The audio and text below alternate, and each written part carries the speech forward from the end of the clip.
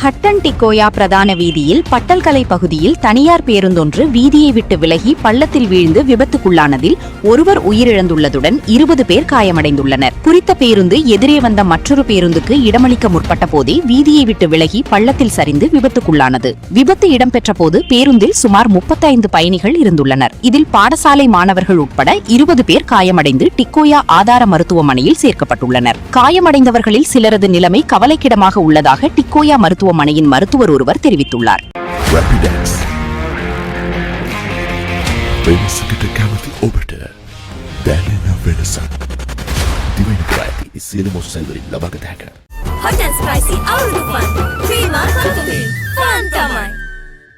ஒரு வருடம் 2 வருட காலமாக இந்த இடத்துல வந்து பஸ் ஏற்கனவே ஒரு 10 வருஷத்துக்கு முன்பு ஒரு பஸ் தரன் இருக்கு.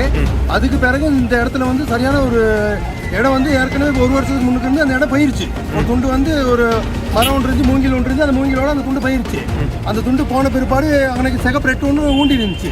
அந்த சிகப்பு ரெட்டு ஊண்டி இருந்தும் அந்த இடத்துல வந்து 2 வாகனம் சைட் கொடுக்க முடியாது.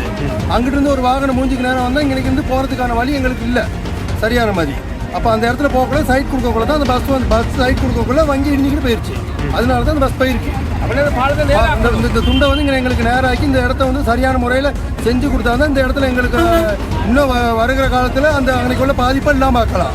அந்த பாதிப்பை இல்லாமல் ஆக்கிறதுக்கு எங்களுக்கு அரசாங்கம் தான் இதுக்கு உதவி செய்யணும்.